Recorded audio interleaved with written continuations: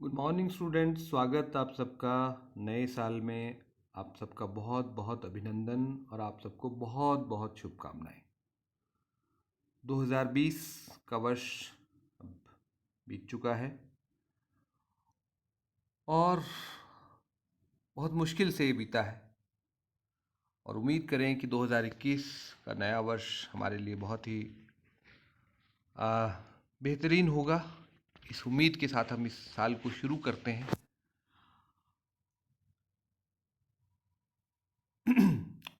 तो अब पिछले वीडियो में मैंने आपको अमेरिका के राष्ट्रपति के बारे में हम लोग पढ़ रहे थे। उस समय बीच में हमने इंडिया पेपर सेकंड शुरू कर लिया था, लेकिन अब इसको फिर से कंटिन्यू करते हैं आज हम। अ, इसमें हमने जो है आपको कुछ बातें बता दी थी।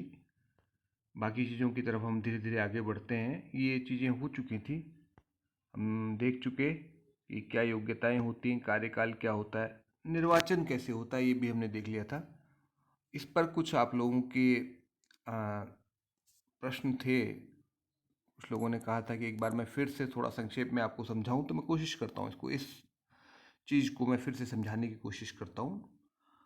सबसे पहली बात तो ये जान लीजिए कि अमेरिका में जो संविधान में लिखा है निर्वाचन प्रक्रिया के बारे में, वो अब वास्तविकता से बहुत अलग है।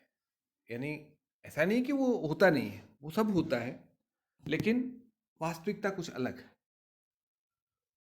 अमेरिकी संविधान में राष्ट्रपति का जो चुनाव है वो अप्रत्यक्ष रीति से होता है, ऐसा संविधान कहता है। और औपचारिक रूप से भी वैसा ही होता है, लेकिन अनौपचारिक स्तर पर चीज़ें इतनी बदल गई हैं कि वो वास्तव में जो है वो अब प्रत्यक्ष चुनाव में परिवर्तित हो चुका है। इस बदलाव का जो मूल कारण है, मुख्य कारण है, सिद्धांत और व्यवहार के बीच का जो अंतर आ गया है, उसका मुख्य कारण है राजनीतिक दलों का उदय होना। प्रक्रिया जो है वहाँ पर निर्वाचन की, वो दो स्तरों पर अब संचालित होती है। एक तो वो प्रक्रिया जो संविधान में लिखी हुई है, वो प्रक्रिया है, और दूसरी जो राजनीतिक स्तर पर संचालित होती है। तो जो मैंने इसमें स्लाइड में 6 स्टेप्स मैंने लिखे हुए हैं। पहले जो 2 स्टेप्स हैं वो अनौपचारिक प्रक्रिया है, लेकिन वो भी आजकल बिल्कुल औपचारिक जैसा हो गया है। संविधान में उसका कहीं जिक्र नहीं है पहले 2 स्टेप्स का, क्योंकि उस समय राजनीतिक दल थे ही नहीं, इसलिए इनका जिक्र होने का कोई प्रश्न नहीं उठता है। और आज भी अमेरिका संविधान में राजनीतिक दलों का कोई जिक्र नहीं है। भारतीय संविधान में तो फिर भी जिक्र आ गया है 10वीं अनुसूची के कारण, दल बदल विरोधी कानून के कारण, लेकिन अमेरिका के संविधान में आज भी राजनीतिक दलों का कोई जिक्र नहीं। तीसरे से लेकर के छठे तक के जो बिंदु हैं वो संवैधानिक चरण है, संविधान में लिखी हुई प्रक्रिया का के अनुरूप हैं। वो पहले 2 जो चरण हैं वो राजनीतिक प्रक्रिया के चरण हैं। हम इसको 2 भागों में बांट सकते हैं, राजनीतिक प्रक्रिया और संवैधानिक प्रक्रिया। और संवैधानिक प्रक्रिया शुरू होने से पहले राजनीतिक प्रक्रिया शुरू होती है। अमेरिका में 2 मुख्य दल हैं, जैसे आपको पता है, जिनके बीच सत्ता का आदान प्रदान होता रहता है। एक है रिपब्लिकन पार्टी और दूसरा है डेमोक्रेटिक पार्टी।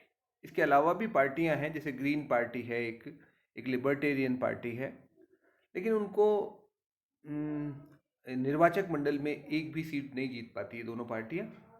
वहाँ की निर्वाचन प्रणाली भी कुछ इस प्रकार की है, जिसमें विनर टेक्स ऑल का जो नियम काम करता है, उसकी वजह से उनको एक भी सीट नहीं मिलती। हाँ, तो ये 2 बड़े दल हैं अब वहाँ पर। तो राष्ट्रपति का निर्वाचन की प्रक्रिया में पहले 2 चरण जो हैं वो इन 2 दलों के लेवल पे संपन्न होते हैं। और वहाँ पर सबसे अच्छी बात यह है, लोकतांत्रिक प्रक्रिया इस रूप में है कि जनता के द्वारा चुनाव किए जाने से पहले दोनों दल अपने अंदर चुनाव की प्रक्रिया के द्वारा राष्ट्रपति के उम्मीदवार का चुनाव करते हैं। मतलब जनता तो राष्ट्रपति का चुनाव बाद में करती है, पहले राजनीतिक दल अपने उम्मीदवार का चुनाव करते हैं कि हमारा दल किस व्यक्ति को राष्ट्रपति के लिए नामांकित करता है, नॉमिनेट करना चाहता है। तो ये जो काम है ये 2-4-10 लोग या कोई कमेटी बैठ के नहीं करती है, ये राजनीतिक दल के जो प्राथमिक सदस्य हैं वो मिलके करते हैं। और इसके भी 2 चरण हैं। पहले चरण में विभिन्न राज्यों में जो वोटर है, वोटर मतलब राजनीतिक दलों के जो सदस्य हैं, वो कुछ प्रतिनिधियों का चुनाव करते हैं राष्ट्रीय सम्मेलन में भाग लेने के लिए। दोनों दलों के राष्ट्रीय सम्मेलन होते हैं जहां पर उम्मीदवार का चयन होता है। तो उस सम्मेलन में कौन भाग लेगा उसके लिए भी एक तरह से निर्वाचक मंडल का चयन होता है, आप समझ लीजिए। तो राजनीतिक दल के अंदर दो तरीके से ये चुनाव होता है। एक कॉकस होता है पार्टी का और एक होता है प्राइमरीज। ये 2 तरीके हैं चुनाव के जिनके द्वारा राजनीतिक दल राष्ट्रीय सम्मेलन के लिए प्रतिनिधियों का चुनाव करते हैं। कुछ राज्यों में प्राइमरीज होते हैं, कुछ राज्यों में पार्टी कॉकस होते हैं। उनके माध्यम से राष्ट्रीय सम्मेलन के लिए प्रतिनिधियों का चयन होता है।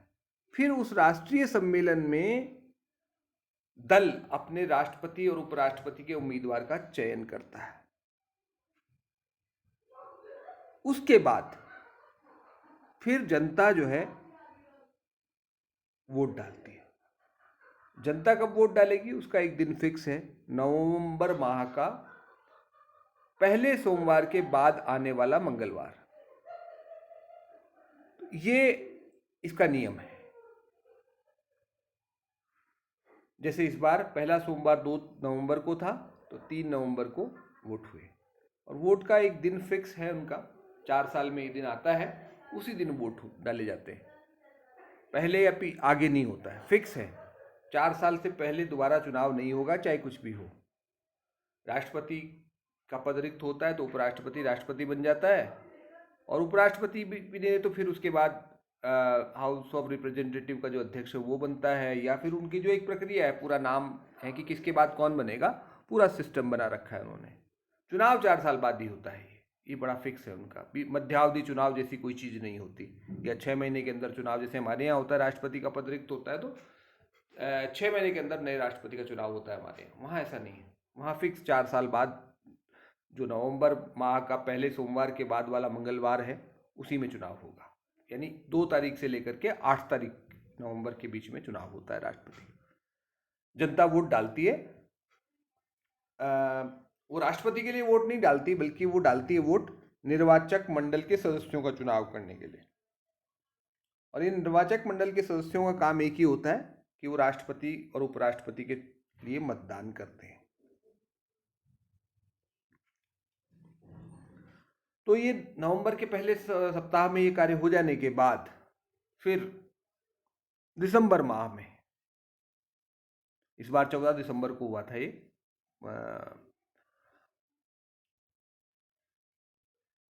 निर्वाचक मंडल के सदस्य अपने अपने राज्यों की राजधानी में राष्ट्रपति पद के लिए उम्मीदवार के पक्ष में वोट डालते हैं। और ये एक औपचारिकता मात्र होती है, क्योंकि जिस दल के टिकट पर जो प्रत्याशी जीत करके आया है वो अपने ही दल के उम्मीदवार को वोट डालता है। हालांकि कानूनी रूप से बहुत सारे निर्वाचक मंडल के सदस्य बाध्य नहीं होते इसके लिए, प्लेज्ड नहीं होते, वो दूसरे को भी डालते हैं, लेकिन डाल सकते हैं, लेकिन ऐसा होता नहीं सामान्यतः, क्योंकि ऐसा करने से उनका कैरियर खत्म हो जाएगा, फिर अविश्वसनीय हो जाएंगे वो। तो ये इस बार हुआ 14 दिसंबर को ये हो गया है। उसके बाद क्या होता है, इन मतों की गिनती होती है, और उसके लिए 6 जनवरी को ये गिनती होगी अभी। और ये गिनती कहाँ होगी, कांग्रेस के दोनों सदनों के संयुक्त अधिवेशन में ये गिनती होगी। और इस गिनती के बाद जो उम्मीदवार विजयी होगा उसकी घोषणा हो जाएगी। अगर किसी एक उम्मीदवार को बहुमत मिल जाता है, यानी निर्वाचक मंडल में 270 वोट मिल जाते हैं 538 में से, तो वो विजयी घोषित हो जाएगा। और अगर ऐसा नहीं होता है तो वो फिर हाउस ऑफ रिप्रेजेंटेटिव के पास ये मौका होता है कि जो सबसे ज़्यादा वोट पाने वाले 3 उम्मीदवार हैं उनमें से किसी एक को वो चुनता है फिर राष्ट्रपति के रूप में। और इसकी प्रक्रिया ये होती है कि हर राज्य के जितने सदस्य होते हैं उनका कुल एक वोट होता है। जैसे किसी राज्य से मान लीजिए 40 मेंबर चुन के आते हैं तो 40 के वोट 40 नहीं होंगे, सारे मिल करके एक वोट डालेंगे। अगर किसी राज्य के ये जो रिप्रेजेंटेटिव्स हैं सहमत नहीं हो पाते हैं तो उस राज्य का वोट काउंट नहीं होता है फिर। और जो उपराष्ट्रपति के मामले में ये सीनेट को अधिकार है वो पहले 2 उम्मीदवारों में से एक का चयन करती है। ये निर्वाचन की प्रक्रिया राष्ट्रपति की है। तो इसमें मुख्य चीज़ यही है कि ये जो है सिद्धांत में कुछ है, व्यवहार में कुछ है। और इसके अलावा जो है बहुत सारी इसकी अब इस बदलाव के कारण बहुत सारी इसमें कमियां भी आ गई हैं। कोई यूनिफॉर्मिटी नहीं है इसमें, ये सब चीज़ें हम देख चुके हैं। अब हम बात करेंगे राष्ट्रपति की शक्तियों के बारे में।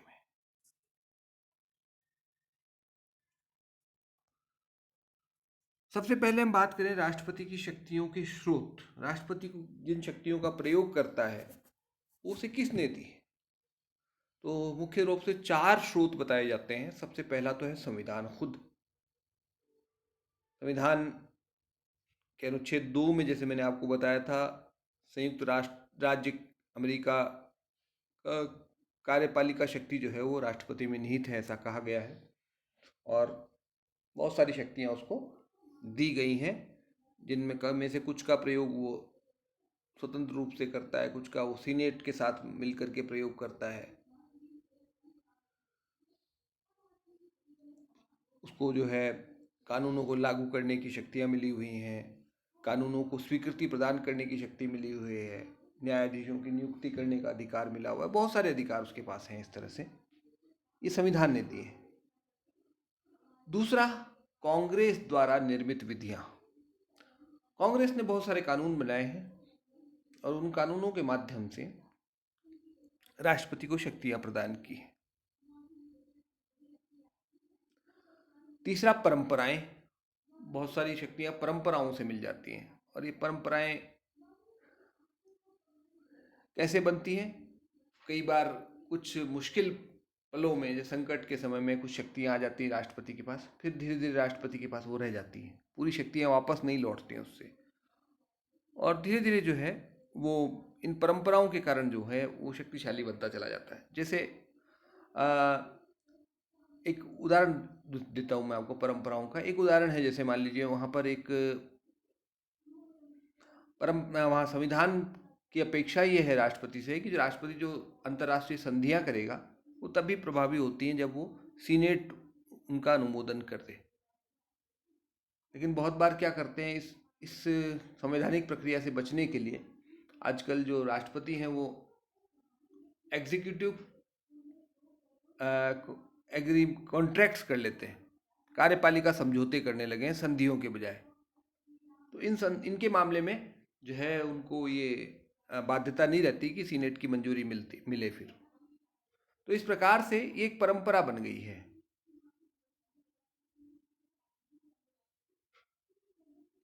फिर है साहब सर्वोच्च न्यायालय की व्याख्या है। सर्वोच्च न्यायालय ने भी बहुत सारे अपने निर्णयों में राष्ट्रपति की शक्तियों का समर्थन किया, राष्ट्रपति को कुछ शक्तियां प्रदान कर दी उन निर्णयों के द्वारा। उसका परिणाम ये हुआ कि राष्ट्रपति धीरे धीरे शक्तिशाली बनते चले गए। तो यानी इन 4 स्रोत हैं, जो 4 आधार हैं जिनके आधार पर राष्ट्रपति को शक्तियां मिलती हैं। अब कौन कौन सी शक्तियां हैं उसके पास, उनको हम देख लेते हैं। सबसे पहले कार्यपालिका शक्तियां।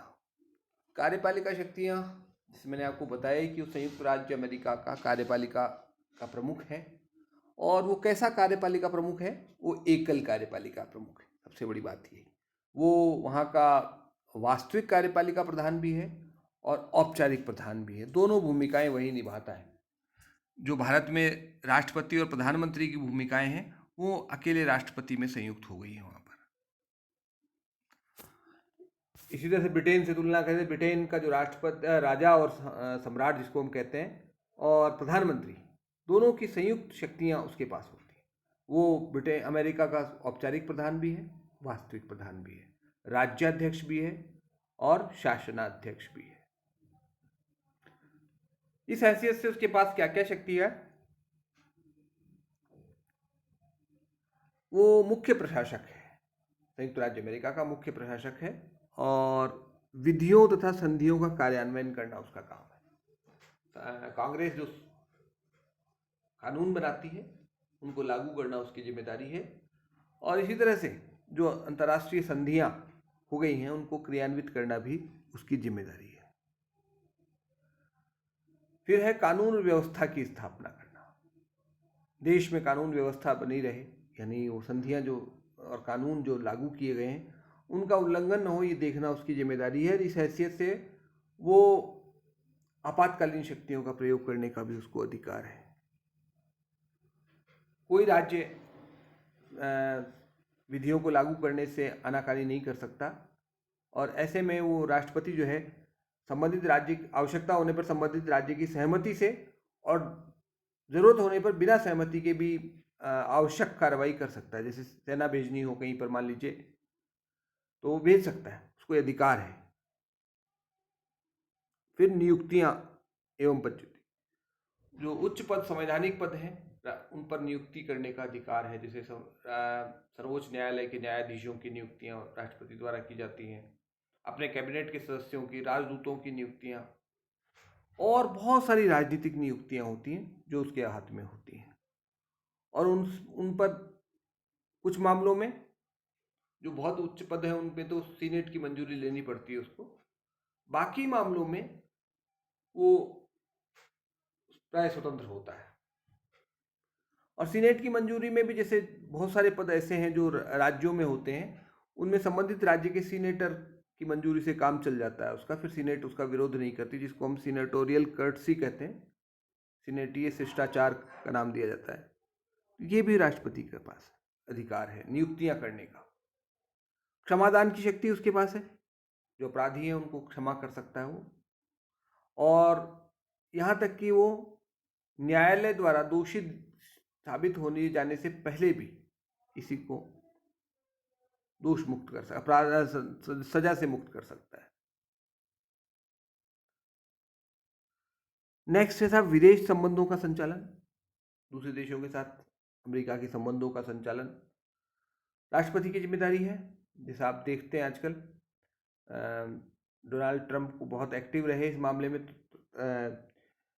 हर मामले में तुरंत उनके बयान आते थे, आपने देखा है। और अब जब नवनिर्वाचित राष्ट्रपति जो बाइडन, वो भी विदेश नीति के मामले में उनके बहुत सारे बयान और उनके बातें आपने सुनी होंगी। यानी दूसरे देशों के साथ संबंधों का जो संचालन करना है वो मुख्य रूप से राष्ट्रपति का काम होता है। विदेशी में अमेरिकी नागरिकों का संरक्षण, ये भी उसका काम है, विदेश नीति का ही पार्ट है ये तो। सशस्त्र बलों का प्रयोग करना, ये भी उसके, वो जो है अमेरिका का जो है सर्वोच्च सैन्य अधिकारी भी है एक तरह से, सारी सेनाएं उसके अंडर में हैं, और वो कांग्रेस की अनुमति से जो है सेनाओं का प्रयोग करता है। लेकिन वो कांग्रेस के सामने कई बार ऐसी परिस्थितियां पैदा कर देता है कि कांग्रेस को अनुमति देनी पड़ती है, युद्ध की अनुमति जो है कांग्रेस को देनी पड़ती है, फिर परिस्थितियां ऐसी पैदा कर देता है वो। आपातकालीन शक्तियां भी होती है उसके पास, हालांकि युद्ध के समय में या और इस प्रकार की जो संकटकालीन परिस्थितियां होती हैं उनमें राष्ट्रपति के पास विशिष्ट शक्तियां होती हैं जिनका उपयोग करता है।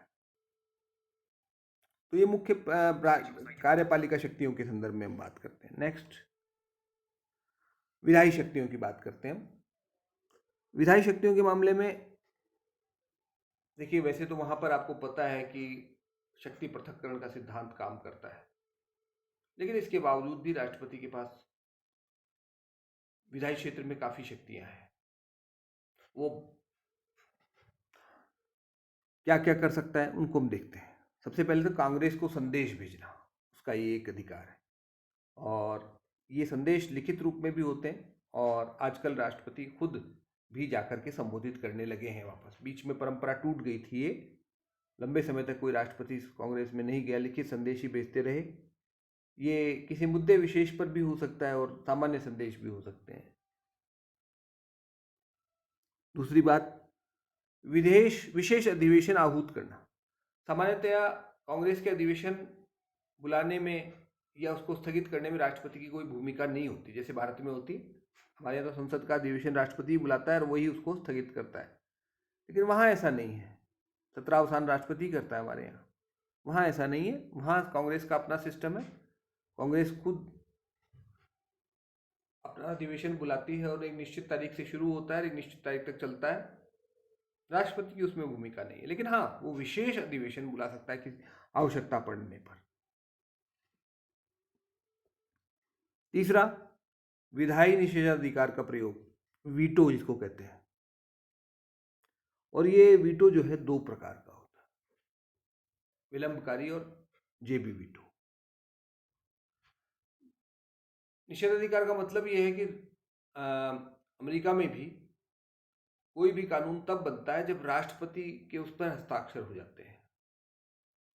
कांग्रेस द्वारा के दोनों सदनों द्वारा पारित किए जाने के बाद जब राष्ट्रपति उस पर हस्ताक्षर कर देता है तो वो कानून बन जाता है, जैसा हमारे यहाँ भी होता है। लेकिन अमेरिका के राष्ट्रपति को उस पर निषेधाधिकार प्राप्त है। ये दो प्रकार का है, विलंबकारी। राष्ट्रपति को देखिए, इसके लिए 10 दिन का समय मिलता है, एक तो मैं बता दूं आपको। और राष्ट्रपति के पास जब कोई कानून विधेयक पास होकर के जाता है तो राष्ट्रपति के पास दो ऑप्शन है, एक तो उसको अनुमति दे दे और दूसरा वो वापस लौटा दे, उसको मना कर दे, अनुमति देने से मना कर दे। अगर अनुमति दे देता है तो कानून बन जाता है, और अगर 10 दिन तक वो अनुमति नहीं, या तीसरा ऑप्शन भी है कि उसको विचार ही ना करे, उसको पड़ा रखे। तो अगर वो अनुमति दे दिया है उसने तो कोई समस्या नहीं। अगर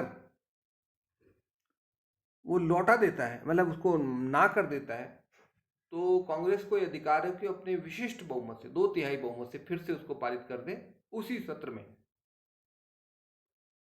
तो वो कानून बन जाता है। फिर राष्ट्रपति को उस पर हस्ताक्षर करने ही करने हैं। अगर उसने 10 दिन का समय तक कोई विचार ही नहीं किया, उस पर पड़ा रखा अपने पास, और संसद का कांग्रेस का अधिवेशन चल रहा है,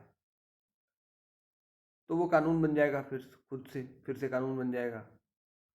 और अगर नहीं चल रहा है तो, और 10 दिन का समय, मतलब 10 दिन से पहले ही कांग्रेस का अधिवेशन समाप्त हो गया, 10 दिन पूरा होने से पहले, और राष्ट्रपति ने 10 दिन में कोई निर्णय नहीं लिया, तो वो विधेयक समाप्त हो जाता है। फिर उसको दोबारा पारित करना पड़ता है कांग्रेस को अगले सत्र में। तो ये एक तरह से इसको कहते हैं जेबी निषेधाधिकार। वो जेब में डाल के रख लिया उसने, न हाँ कहा न ना कहा, खुद ब खुद। 10 दिन का समय था उनका, 10 दिन में करेंगे निर्णय। इस बीच संसद की कांग्रेस की बैठक खत्म हो गई और वो समाप्त हो गया स्वतः। फिर अगले बैठक में फिर पारित करके आएगा, तब देखी जाएगी। तो ये जेबी वीटो है। अच्छा, भारत के राष्ट्रपति से अगर तुलना करें जेबी वीटो की, तो ये है कि भारत के राष्ट्रपति को अनिश्चित समय है, कितने समय तक वो विचार ना करे, उसको बाध्य नहीं किया जा सकता विचार करने के लिए। यानी वो हाँ कर सकता है, ना कर सकता है, या कोई निर्णय न ले। ये तीनों स्थितियां राष्ट्रपति के पास सर, अनिश्चित काल के लिए। अमेरिका के राष्ट्रपति को केवल 10 दिन का समय मिला है। फिर उसको कार्यपालिका आदेश जारी करने का अधिकार है। कार्यपालिका आदेश माने एक तरह से ऑर्डिनेंस टाइप के होते हैं, जो संसद द्वारा बनाई गई विधियों को लागू करने के लिए उसको जरूरत पड़ती है। फिर उसके पास विधि निर्माण को प्रभावित करने की व्यावहारिक शक्ति भी है उसके पास। देखिए, राष्ट्रपति के पास बहुत सारी शक्तियां होती हैं। वो सांसदों को ऑब्लाइज करता है, उनके कई सारे काम करता है। सबको अपने अपने काम कराने होते हैं राष्ट्रपति से। तो राष्ट्रपति अगर किसी सांसदों को कहेगा कि भैया अपने पार्टी के हैं, तो उनसे कह देगा भाई ये विधेयक पारित कराओ, इस प्रकार का एक कानून बनाइए आप लोग।